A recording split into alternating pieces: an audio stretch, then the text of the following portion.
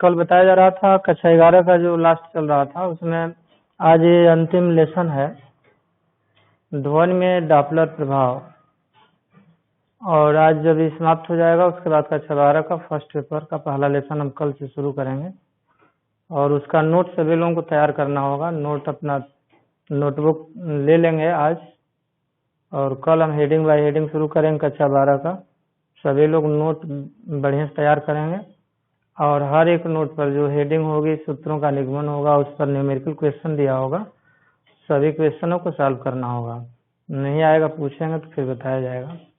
तो अब ध्यान देंगे ये जो अंतिम लेसन है इस यूनिट का, जो वेव वाला यूनिट चल रहा था ध्वनि में डॉपलर प्रभाव। तो पहले तो देखेंगे कि डॉपलर इफेक्ट होता क्या है, डॉपलर इफेक्ट डॉपलर प्रभाव क्या होता है।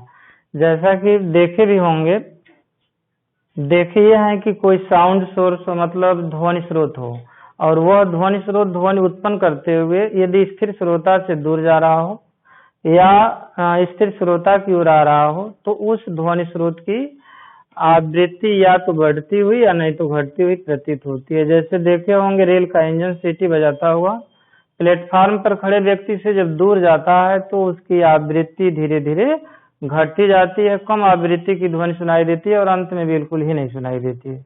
इसका उल्टा यदि मान लो प्लेटफार्म पर कोई व्यक्ति खड़ा है और रेल का इंजन सीटी बजाते हुए यदि प्लेटफार्म की ओर आ रहा है तो उसकी आवृत्ति हमें बढ़ती हुई प्रतीत होती है। तो कहने का मतलब ये जो ध्वनि में डॉपलर प्रभाव है, तो जब स्रोत, यहाँ दो चीज होगा, एक तो स्रोत होगा और दूसरा होगा श्रोता। एक साउंड सोर्स होगा और एक होगा ऑब्जर्वर। तो श्रोता और ध्वनि स्रोत के बीच सापेक्ष गति होती है, कोई प्रतिबंध नहीं है कि श्रोता स्थिर हो, श्रोता भी गतिमान हो सकता है और ध्वनि स्रोत भी गतिमान हो सकता है। दोनों एक दूसरे की ओर आ सकते हैं या एक दूसरे से दूर जा सकते हैं। तो परिभाषा हम एक लाइन में दो लाइन बताना चाह रहे हैं, सुनो ध्यान से, उसको याद रखना।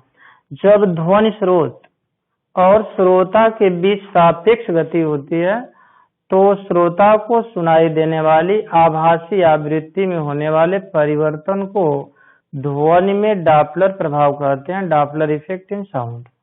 तो कुल मिलाकर कहने का मतलब परिभाषा एक बार और ध्यान दें।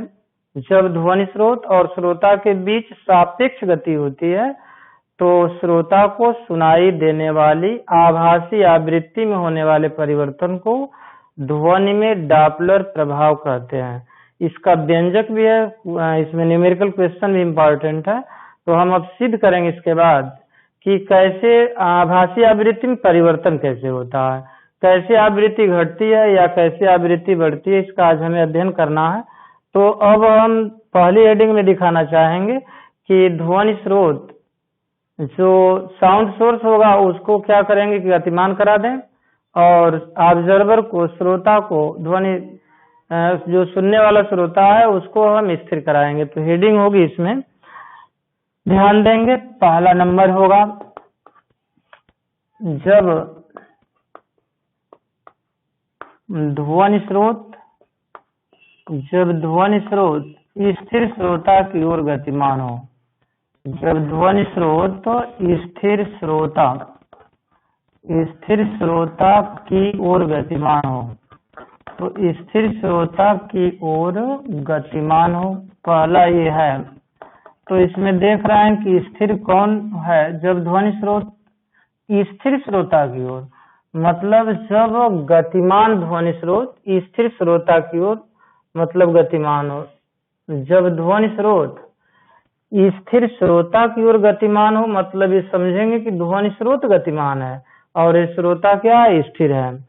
तो श्रोता को सुनाई देने वाली जो आवृत्ति होगी तो बढ़ती हुई प्रतीत होगी कि घटती हुई प्रतीत होगी। देख रहे हैं कि श्रोता तो स्थिर है और ध्वनि स्रोत उसी की ओर आ रहा है, इसका मतलब बढ़ती हुई आवृत्ति की ध्वनि सुनाई देगी। कैसे सुनाई देगी उसी का हमें सत्यापन करना है। जब ध्वनि स्रोत स्थिर श्रोता की ओर गतिमान हो तो सूत्र के निगमन में थोड़ा ध्यान देंगे, विशेष ध्यान देना। इसमें हम देखो मान लेते हैं कि यह यस जो है ये साउंड सोर्स है, ध्वनि स्रोत है, यस ध्वनि स्रोत। और यहाँ मान लेते हैं कि ये जो है इस बिंदु पर ओ है, ओ का मतलब आर, ऑब्जर्वर मतलब यहाँ श्रोता। अब ये बता सकते हैं कि ध्वनि स्रोत क्या करेगा, तो ध्वनि स्रोत यन तरंगे उत्पन्न करेगा। माना कि यह ध्वनि स्रोत प्रति सेकेंड यन तरंगे उत्पन्न करता है, तो वह तरंगे कितनी दूरी में फैलेंगी, तो ये जानते हैं कि प्रति सेकेंड ध्वनि स्रोत से जो ध्वनि उत्पन्न होती है प्रति सेकेंड अपने वेग के बराबर ध्वनि दूरी तय करेगी। कहने का मतलब साउंड सोर्स ध्वनि स्रोत जो ध्वनि उत्पन्न कर रहा है उसका वेग है, ध्वनि का वेग है v, 1 सेकेंड में श्रोता तक v दूरी तय करके आ जाती है। और इसमें तरंगे कुछ फैलेंगी, तो जो तरंगे होंगी तो तरंगों की कुछ संख्या तो होगी। अब देख रहे हैं कि पूरा v दूरी में कितनी तरंगे फैल रही हैं, तो यह n तरंगे फैल रही हैं, n तरंगे फैलती हैं, n तरंगे कितनी दूरी में, तो v दूरी में। अब चूंकि ये जानते हैं कि n तरंगे v दूरी में फैल रही हैं, माना गया है, माना कि प्रति सेकेंड ध्वनि स्रोत n तरंगे उत्पन्न करता है जो v दूरी में फैली हैं।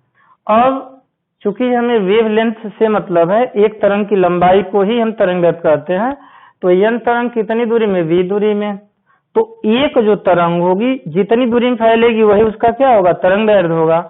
तो चूंकि n तरंगे v दूरी में फैली हैं, तो एक तरंग कितनी दूरी में फैलेगी, तो v बाई n, तो वही वेव लेंथ होता है। मतलब यह लेमडा इक्वल्स टू होगा v अपान n। थोड़ा सा ध्यान देंगे, ये जो देख रहे हैं n से भाग, मतलब चूंकि ध्यान दो, चूंकि n तरंगे v दूरी में, तो एक तरंग v बाई n दूरी में फैलेगी, यही क्या होता है, लेमडा होता है, तरंग दैर्घ्य होता है। अब जान रहे हैं कि ये ध्वनि स्रोत स्थिर नहीं है, ध्वनि स्रोत क्या है, गतिमान है। तो इसके वेग को हम मान लेते हैं कि ध्वनि स्रोत का भी तो कुछ वेग होगा, तो चूंकि गतिमान है ध्वनि स्रोत, किधर गतिमान है, तो स्थिर श्रोता की ओर गतिमान है, तो 1 सेकेंड में ध्वनि स्रोत भी कुछ दूरी तय करेगा और वह अपने वेग के बराबर मतलब vs दूरी तय करेगा। और vs दूरी जब तय करेगा, ये श्रोता तो अपने जगह पर ही है, ऑब्जर्वर अपने जगह पर है। अब बताओ ये जो तरंगे फैल रही थी, तो क्या उतनी ही दूरी में तरंगे फैलेंगी कि दूरी कुछ कम हो जाएगी, बोलो। अब दूरी कुछ कम होगी, दूरी कितनी होगी, तो v माइनस vs। अब इतनी दूरी में अब उतनी तरंगे जब फैलेंगी तो एक तरंग की लंबाई क्या होगी, दूरी जब घट रही है तो एक तरंग की लंबाई भी घट जाएगी। तो अभी थोड़ा सा ध्यान देंगे, इसमें ये सब माना गया है जो हम कह रहे हैं, मान लेंगे, इसको फिगर बनाकर ध्यान देंगे।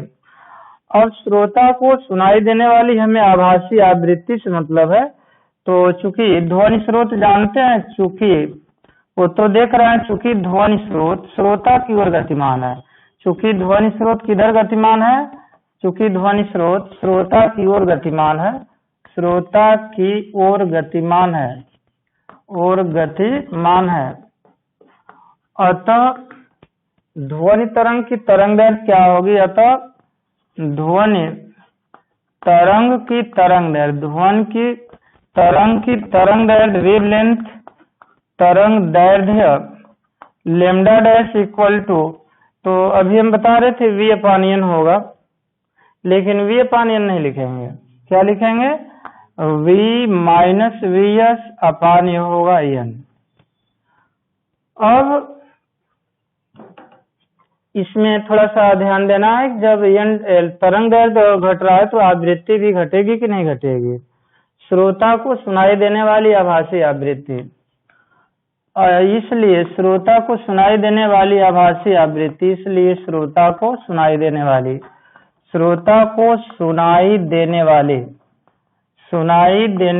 आभासी आवृत्ति देने वाली आभासी जो आवृत्ति होगी तो वह होगा n डैश, बात आ रही है समझ में। और n डैश बराबर होगा v अपान लेमडा होता है, लेकिन यहाँ होगा लेमडा डैश, क्योंकि प्रति सेकेंड ध्वनि स्रोत श्रोता की ओर गतिमान हुआ तो वेव लेंथ लेमडा डैश हो गया। तो अब लेमडा डैश का मान वहां से यहाँ रख लो, तो n डैश इक्वल्स टू हुआ v अपान ये लेमडा डैश है v माइनस vs, और अपान यह यन है, अपान यन, तो यन तो ऊपर चला जाएगा, या N dash equals N in bracket V upon we minus we S. इतनी बात आ रही है समझ में। अब देखो इसमें हम क्या करेंगे, अब यन डैश और यन में हम संबंध देखेंगे कौन बड़ा है और कौन छोटा है। मतलब श्रोता को बढ़ती हुई आवृत्ति की ध्वनि सुनाई देती है कि घटती हुई आवृत्ति की ध्वनि सुनाई देगी। अब इसमें देखो कि v upon we minus we s एक से कम है कि ज्यादा है, चूंकि v है यहाँ v माइनस वी एस है, तो ये जो रेशियो है चूंकि अनुपात v upon we minus we s is less than 1 कि इज ग्रेटर देन 1 देखना है। यदि ये वी एस नहीं रहता तो v अपान वी तो 1 के बराबर हो जाता, लेकिन इसमें से घट रहा है, ये छोटा होगा तो इसलिए बड़ा हो जाएगा। मतलब इसका अनुपात जो होगा एक से क्या होगा, एक से बड़ा होगा। बात आ रही है कुछ समझ में। जैसे मान लेते हैं इसको, हम मान लो कि 1 मानते हैं तो यह भी 1 होगा, और इसको 1/2 मान ले, चाहे कुछ कम मान ले, जैसे इसको 300 मानते हैं, ये भी 300, इसको क्या करें 25 मान लें, तो 300/300 में 25 घटाएंगे तो कुछ कम ही तो आएगा। तो कम आएगा कि ज्यादा आएगा, 300/300 से कुछ कम, तो 1 से अनुपात ज्यादा होगा। तो चूंकि v upon we minus we s is greater than 1, इसलिए n dash is greater than n, इसलिए n dash is greater than क्या होगा n। अतः स्पष्ट है कि श्रोता को बढ़ती हुई आवृत्ति की ध्वनि सुनाई देगी। अतः स्पष्ट है कि श्रोता को बढ़ती हुई आवृत्ति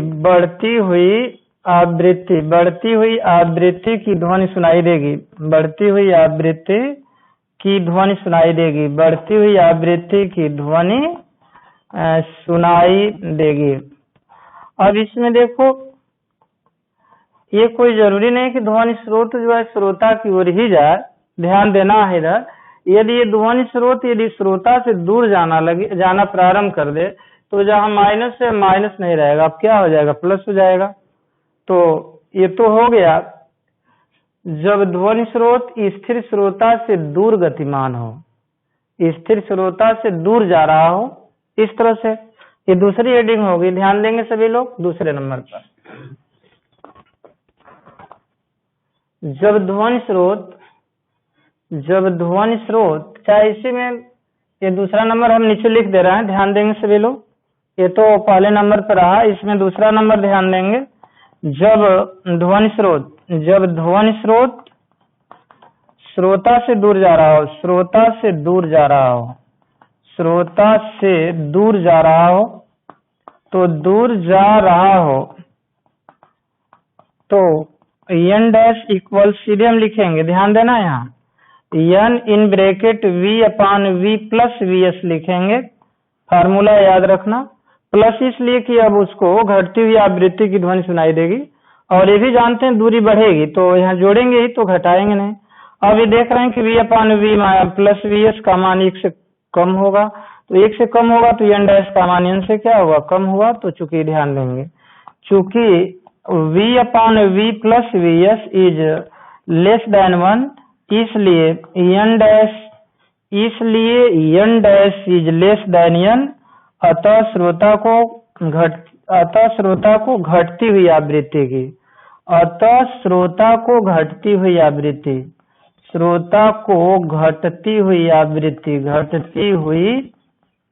आवृत्ति की ध्वनि सुनाई देगी, घटती हुई आवृत्ति की ये ध्वनि सुनाई देगी, घटती हुई आवृत्ति की ध्वनि सुनाई देगी।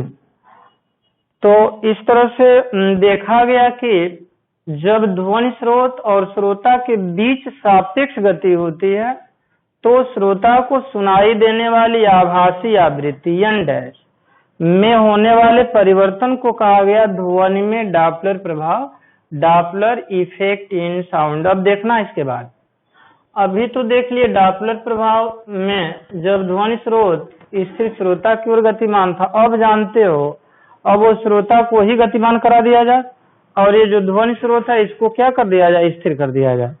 तो हेडिंग इसके बाद अब किसको गतिमान कराया जाए। अब इसके बाद ध्यान देंगे जब गतिमान श्रोता स्थिर ध्वनि स्रोत की ओर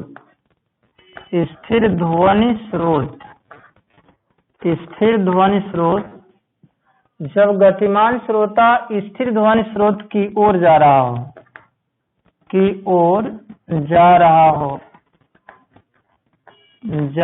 हो तो अब इसमें ध्यान देना है। ध्वनि स्रोत तो देख रहे हैं कि ध्वनि स्रोत ही रहेगा, लेकिन अब थोड़ा सा इसमें ध्यान देना है। मान लेते हैं यहाँ श्रोता है, वो पर ये श्रोता है और ये है ध्वनि स्रोत। तो अब इधर आ रहा है तो ध्यान देंगे, इधर जब आ रहा है तो 1 सेकंड में उसका वेग तो कुछ होगा, तो मान लेंगे, माना कि श्रोता जो है उसका वेग vo है, ऑब्जर्वर का वेग मानेंगे vo। तो पहले तो देख रहे थे कि इधर आ रहा था, तो कितनी दूरी तय करेगा 1 सेकंड में, vo दूरी तय करेगा अपॉन लेमडा। तो ये तरंग दैर्ध्य होगा, तरंग दैर्ध्य से भाग देंगे तो फ्रीक्वेंसी मालूम होगी। n बराबर v अपॉन लेमडा या लेमडा बराबर v अपॉन n भी लिख सकते हैं, तो थोड़ा ध्यान देंगे। अब इसमें थोड़ा सा ध्यान देना है।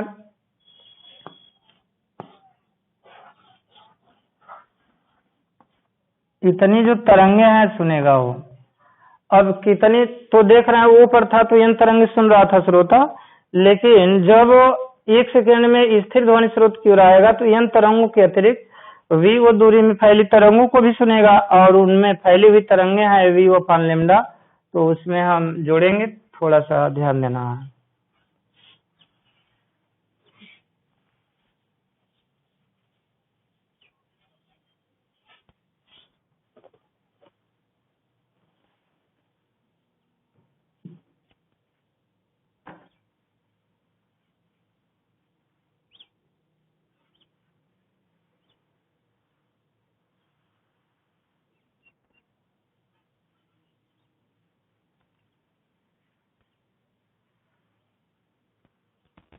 ध्यान देना है। ये जानते हैं कि n बराबर होता है v अपॉन लेमडा, ये होता है, या लेमडा इक्वल्स क्या होगा, तो या लेमडा इक्वल्स हम लिख सकते हैं, v अपॉन n भी लिख सकते हैं, आवश्यकता पड़ेगी हम ऐसा करेंगे। चूंकि जान रहे हैं कि चूंकि श्रोता स्थिर ध्वनि स्रोत की ओर गतिमान है, स्थिर ध्वनि स्रोत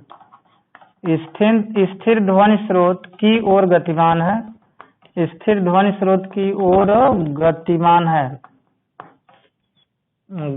है, अतः श्रोता n तरंगों के अतिरिक्त, अतः श्रोता प्रति सेकंड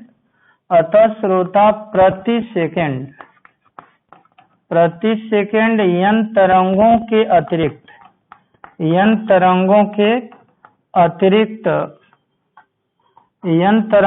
अतिरिक्त vo दूरी में फैली तरंगों को भी सुनेगा, अतः श्रोता को सुनाई देने वाली आभासी आवृत्ति,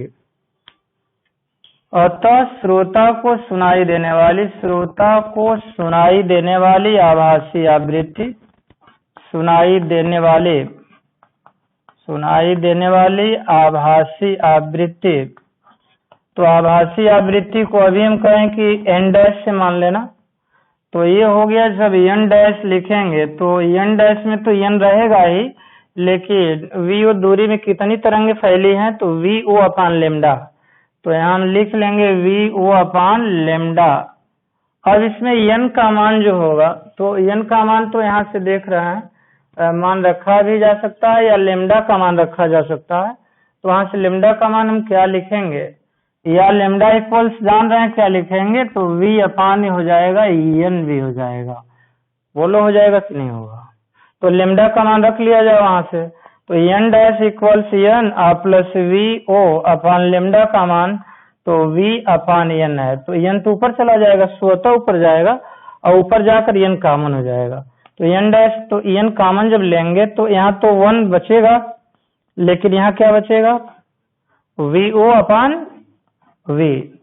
तो बताओ ये, इसको हम इस रूप में भी लिख सकते हैं कि n dash equal to n in bracket v का एक में तो वी प्लस वी ओ अपान ये हुआ वी। तो बात समझ में आ रहा है? अब इसमें हमें देखना है एन डैश और एन में संबंध देखना है। अभी बताओ इसमें बड़ा कौन है, कौन छोटा है? तो जान रहे हैं कि ये अनुपात सदैव 1 से बड़ा होगा, तो ये कम होगा कि नहीं होगा? ये ज्यादा होगा, मतलब बढ़ती हुई आवृत्ति की ध्वनि श्रोता को सुनाई देगी। अब देखो चूंकि यहाँ, तो चूंकि V plus v O upon v is greater than 1 लिखें, इसलिए n dash is greater than क्या होगा? एन। तो अब क्या स्पष्ट हुआ कि जब ध्वनि स्रोत की ओर श्रोता गतिमान होता है तो उसको बढ़ती हुई आवृत्ति की ध्वनि सुनाई देगी। अतः स्पष्ट है कि श्रोता को बढ़ती हुई आवृत्ति की ध्वनि, श्रोता को बढ़ती हुई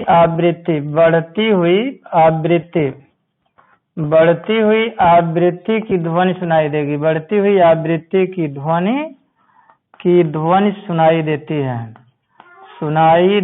है। आ रही है इतनी बात समझ में? अब इसमें हो सकता है कि वो ध्वनि स्रोत तो स्थिर श्रोता की ओर न आकर उधर जा रहा हो, तो जब तब उधर जाएगा तब क्या होगा ये देखना है।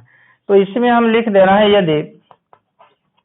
यदि ध्वनि स्रोत से श्रोता दूर जा रहा हो, यदि ध्वनि स्रोत से श्रोता दूर जा रहा हो तो श्रोता को सुनाई देने वाली आभासी आवृत्ति, तो श्रोता को सुनाई देने वाली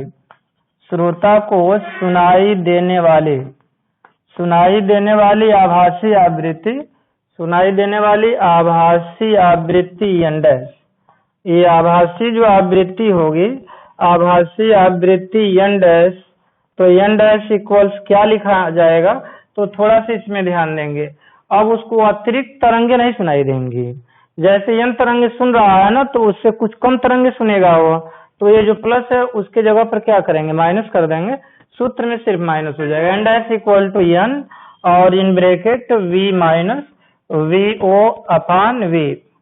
अब यहाँ ऐसा इसलिए हो रहा है कि जब ध्वनि स्रोत स्थिर ध्वनि स्रोत से गतिमान श्रोता दूर जा रहा हो तो एन तरंगों को तो सुनेगा ही, उसके अतिरिक्त तरंगों को नहीं सुनेगा और उसमें से कुछ कम तरंगों को सुनेगा। तो 1 सेकंड में जितना दूरी तय करेगा उतनी कम तरंगे सुनेगा वो। तो यह, अब देखो चूंकि इसमें, तो चूंकि देख रहे हैं जो अनुपात है, चूंकि V minus V O upon v is less than 1 होगा, इसलिए n dash is less than n, मतलब श्रोता को घटती हुई आवृत्ति की ध्वनि सुनाई देगी। अतः श्रोता को घटती हुई आवृत्ति की ध्वनि सुनाई देगी, की ध्वनि सुनाई देती है। तो ये तो देख लिए, थोड़ा विशेष ध्यान देना। एक बार हम ध्वनि स्रोत को गतिमान कराए थे, एक बार श्रोता को गतिमान कराए। एक बार श्रोता की ओर ध्वनि स्रोत जा रहा था, फिर उसके विपरीत गया, फिर ये श्रोता स्थिर ध्वनि स्रोत की ओर आया और फिर स्थिर ध्वनि स्रोत से श्रोता दूर जाने लगा, तब उस श्रोता द्वारा सुनी गई आभासी आवृत्तियों में देख रहे हैं परिवर्तन। तो हम बता रहे हैं कि जब ध्वनि स्रोत और श्रोता के बीच सापेक्ष गति होती है, मतलब दोनों में से कोई भी गतिमान हो, तो श्रोता को सुनाई देने वाली आभासी आवृत्ति में होने वाले परिवर्तन को कहा जाता है ध्वनि में डॉपलर प्रभाव, effect, Doppler effect in sound. इसी लेसन में हम डॉपलर इफेक्ट इन लाइट भी दिखाएंगे, प्रकाश में भी प्रभाव दिखाएंगे डॉपलर का। अब देखो इसके बाद, अब ये तुम लोग ये कह सकते हो कि ध्वनि स्रोत और ये श्रोता, अब कहा गया कि एक गतिमान एक स्थिर है, अब हम ये कहेंगे कि दोनों गतिमान हो जाए, क्या ऐसा नहीं हो सकता है? ऐसा हो सकता है। जैसे मान लो कोई रेल का इंजन सायरन सीटी बजाता हुआ चल रहा है, कोई व्यक्ति भी चल रहा है, तो क्या उसको आवृत्ति नहीं सुनाई देगी? सुनाई देगी। तो यदि ध्वनि स्रोत और श्रोता दोनों ही गतिमान हो, ध्वनि की दिशा में चल रहे हों, तो श्रोता को सुनाई देने वाली जो आभासी आवृत्ति है उसमें होने वाला जो परिवर्तन है उसको देखो। अब इसके बाद देखेंगे जब ध्वनि स्रोत और श्रोता दोनों गतिमान हो। जब ध्वनि स्रोत और श्रोता दोनों गतिमान हो, इंपॉर्टेंट हेडिंग।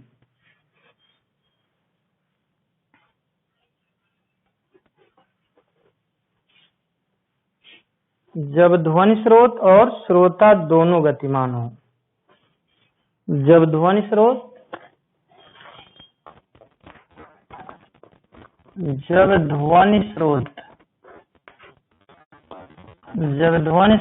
तथा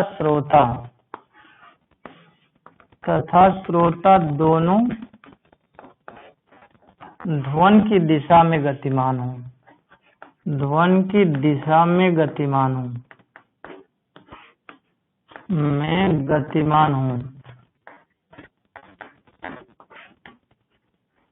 अब इसमें देखो, इसमें मान लेते हैं कि जो साउंड सोर्स है जिसको हम ध्वनि स्रोत कह रहे हैं, ये ध्वनि स्रोत है, ये यस पर है, ये वीएस वेग से आगे बढ़ेगा ये, और इसके आगे कुछ दूरी पर हम मान लेते हैं कि ऑब्जर्वर है, श्रोता है वो बिंदु पर, तो श्रोता भी चल रहा है, तो श्रोता किस वेग से आगे बढ़ेगा? वी ओ वेग से, ये माना गया है। अब ध्यान देंगे प्रारंभ में तो ध्वनि श्रोता को हम स्थिर करके ध्वनि स्रोत को उधर ले जाएं तो आ रहा है, श्रोता की ओर ध्वनि स्रोत जा रहा है, तो प्रारंभ में ध्यान देंगे श्रोता को सुनाई देने वाली आभासी आवृत्ति, श्रोता को सुनाई देने वाली आभासी आवृत्ति होगी, श्रोता को सुनाई देने वाली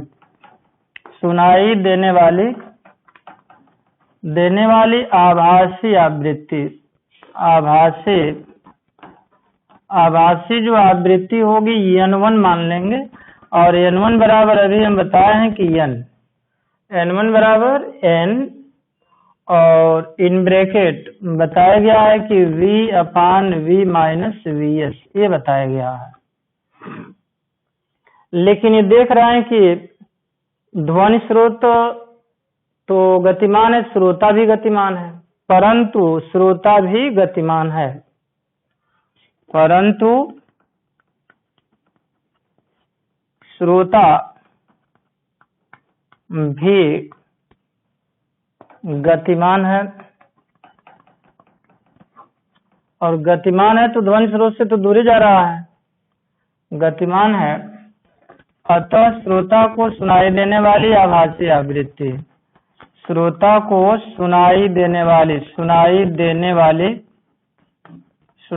वाली आभासी जो आवृत्ति होगी, आभासी आवृत्ति N डैश, और आभासी जो आवृत्ति N डैश होगी, थोड़ा ध्यान देंगे, N डैश इक्वल्स क्या होगा? तो N1, थोड़ा ध्यान देंगे, N1 और in bracket V minus VO/V, ये बताया गया है दूर जाने के लिए। अब इसमें बताओ N1 का मान यहाँ से जब रखा जाए तो N dash equal to N1 का मान रखेंगे तो N और इंटू V/, होगा V माइनस VS, और इंटू ये V माइनस VO/V होगा कि नहीं होगा? बोलो। तो V से V कैंसिल हो जाएगा, क्या बचेगा? तो N डैश इक्वल्स N और in bracket V minus VO/V minus VS। इसमें देखो जो अभी हम सूत्रों का निगमन किए हैं उसकी हम तुलना करेंगे, जांच करेंगे। इस सूत्र में देखो यदि VO इक्वल्स 0 कर दिया जाए, नंबर 1 ध्यान दो, यदि V इक्वल्स 0 मतलब कौन स्थिर है? श्रोता स्थिर है। यदि V नॉट या VO इक्वल्स 0 अर्थात श्रोता स्थिर है, अर्थात श्रोता क्या है? अर्थात श्रोता स्थिर है, तब स्थिर है, तब n डैश बराबर, यहाँ देखो, तब n डैश बराबर इसको 0 कर दो तो n डैश बराबर ये नहीं हो जाएगा, n in bracket v/v minus vs। बोलो, अभी तो ये सूत्र बताया गया है कि स्थिर श्रोता की ओर ध्वनि स्रोत गतिमान हो, तो यही तो सूत्र हम बताए थे। अब दूसरे नंबर पर स्थिर किसको कर दो, यदि स्रोत को स्थिर करा दिया जाए, मतलब vs इक्वल टू 0, अर्थात ध्वनि स्रोत स्थिर हो, अर्थात ध्वनि स्रोत स्थिर हो, तो स्थिर हो तो n डैश, तो n डैश बराबर n तो रहेगा लेकिन 0 कौन होगा, ये vs 0 होगा। तो vs जब 0 होगा तो v माइनस vo, और अपान यहाँ 0 जब लिखेंगे तो अपान यहाँ v हो जाएगा, जो कि अभी हम बताए हैं, जैसा कि ध्यान देंगे फार्मूला भी बताया गया है। तो इस तरह से हम देख रहे हैं कि ध्वनि स्रोत श्रोता गतिमान हो, दोनों गतिमान हो ध्वनि की दिशा में, तो उसको सुनाई देने वाली आभासी आवृत्ति का व्यंजक होगा। और एक बार तो बताएं अभी। अब इसके बाद थोड़ा सा ध्यान देंगे, यदि ये ध्वनि स्रोत अल्फा बीटा कोण पर गतिमान हो तब क्या होगा। कहने का मतलब ये ध्वनि स्रोत और श्रोता ध्वनि की दिशा में न गतिमान हो, ध्वनि की दिशा से क्रमशः अल्फा और बीटा कोण बनाते हुए गतिमान हो। ये भी हो सकता है कि ध्वनि जिस दिशा में चल रही है उस दिशा से ध्वनि स्रोत अल्फा और श्रोता बीटा कोण बनाते हुए यदि गतिमान है तब क्या होगा, ध्यान देंगे। इसके बाद थोड़ा सा ध्यान देंगे, यदि ध्वनि स्रोत, जब ध्वनि स्रोत तथा श्रोता दोनों ध्वनि की दिशा में गतिमान नहीं, ध्वनि की दिशा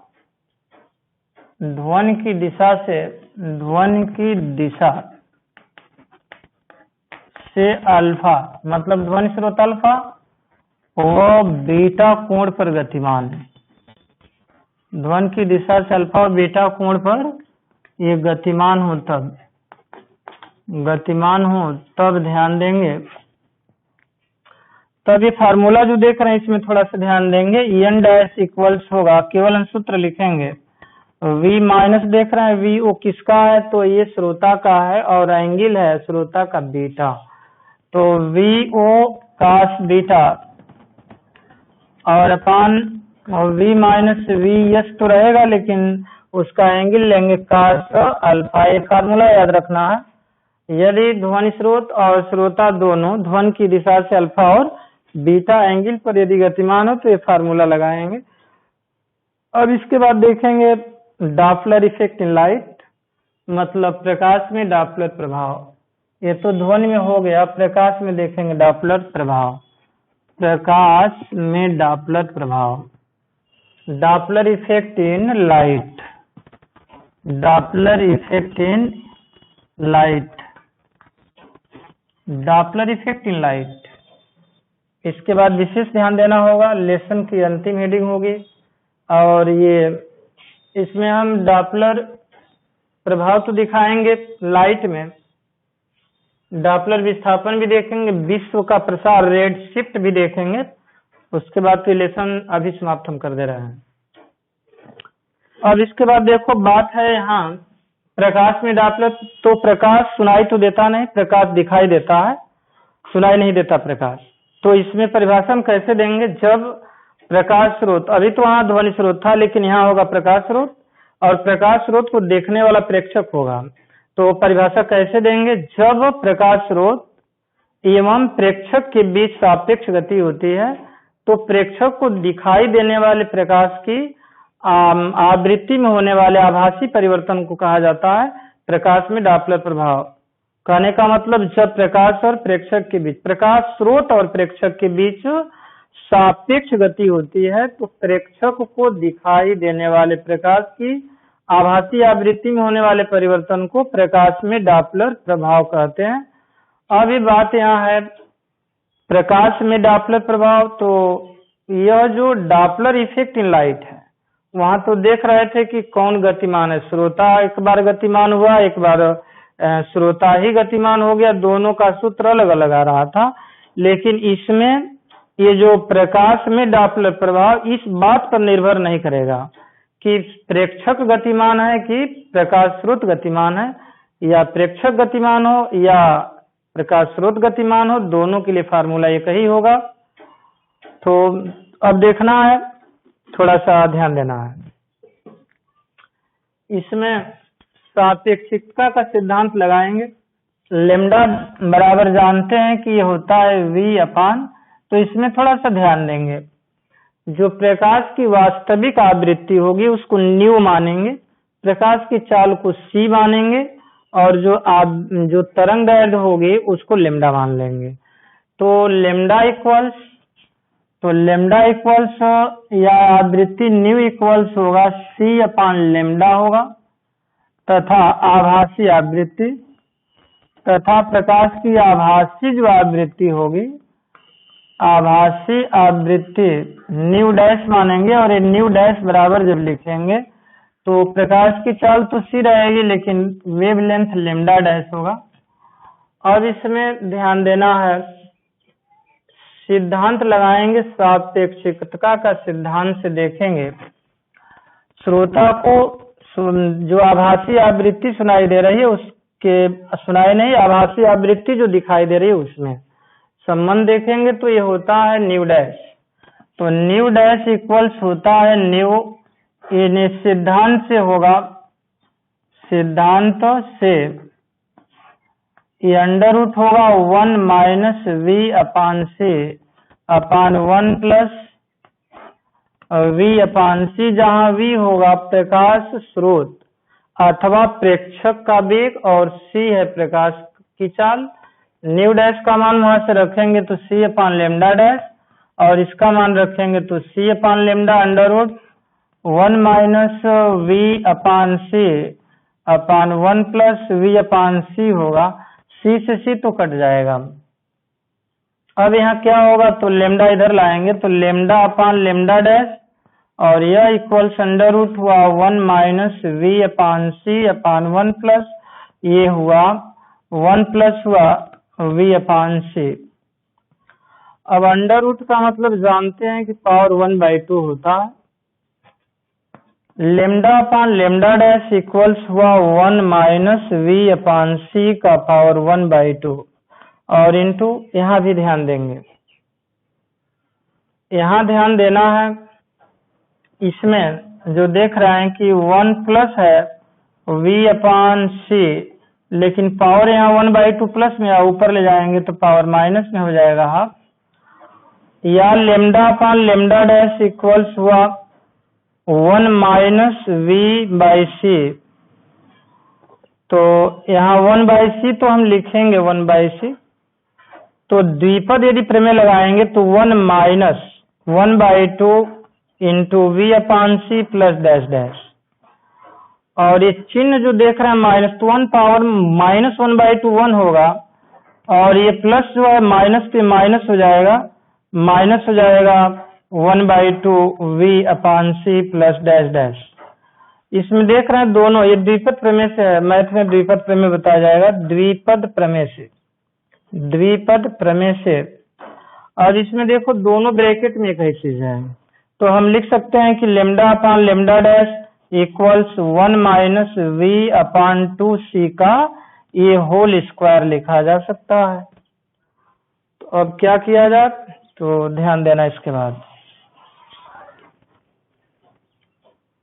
या यहाँ लेमडा अपान लेमडा डैश बराबर, तो 1 पावर 2 तो 1 होगा, लेकिन इसमें जब आओगे तो 2 का घात जो देख रहे हो तो ये 2 से 2 कट जाएगा, v अपान c होगा, v अपान c। अब क्या करना है, तो हमें डॉपलर विस्थापन दिखाना है। तो माइनस v अपान c को इधर लाया जाए तो ये प्लस हो जाएगा v अपान c, और ये बराबर हुआ 1 माइनस लेमडा अपान लेमडा डैश हुआ। अब इसमें ध्यान देना है इसके बाद, तो ये लेमडा डैश अपान लेमडा हुआ, ये v अपान c इक्वल्स हुआ लेमडा डैश अपान लेमडा अपान ये लेमडा डैश हुआ। या इसको हम उल्टा कर दें, उलट दें, तब क्या होगा, तो इसको यदि हम ऊपर लिखना चाहें, इसको नीचे लिखना चाहें, इस तरह से भी हो सकता है। या यहाँ से थोड़ा सा ध्यान देंगे, ये जो अनुपात देख रहे हैं लेमडा अपान लेमडा डैश लिखना चाहें तब क्या होगा, चाहे इस तरह से भी देखें, कोई अंतर नहीं है यहाँ। ये v upon c equal to ये डेल्टा लेमडा होगा अपान लेमडा डैश। तो डॉपलर जो विस्थापन होगा डेल्टा लेमडा, या ये हुआ delta lambda equals v upon c into lambda dash. तो इसमें देख रहे हैं डेल्टा लेमडा जो है यही डॉपलर विस्थापन है, डेल्टा लेमडा डॉपलर विस्थापन, delta lambda equal to lambda minus lambda dash Doppler विस्थापन, डॉपलर विस्थापन। देखो आज जो नक्षत्र हैं, तारे हैं, उनसे आने वाले प्रकाश की स्पेक्ट्रम में देखा जाता है इस स्पेक्ट्रमी रेखाएं लाल भाग की ओर विस्थापित हो रही हैं, जिससे लाल भाग का तो वेवलेंथ जो होता है तरंग ज्यादा रहता है, तो घटती हुई आवृत्ति का प्रकाश दिखाई देता है। इसका मतलब सभी गैलेक्सियां पृथ्वी से दूर जा रही हैं। इस प्रकार पृथ्वी से दूर जाने का कारण विश्व का प्रसार हो रहा है। तो आज ये लेसन समाप्त हो रहा है। डॉपलर इफेक्ट भी in light, Doppler effect in sound समाप्त हो गया। इसमें न्यूमेरिकल क्वेश्चन लगा लेंगे, नहीं आएगा पूछेंगे, बताया जाएगा। कल जो है अगला ये कक्षा 12 का फर्स्ट पेपर का पहला लेसन शुरू करेंगे। न्यूमेरिकल क्वेश्चन और थ्योरी दोनों ध्यान देंगे। सभी लोग नोट भी तैयार करेंगे, एक न्यूमेरिकल के लिए अलग कर लेंगे और थ्योरी लिखने के लिए अलग करेंगे। बंद कर दो।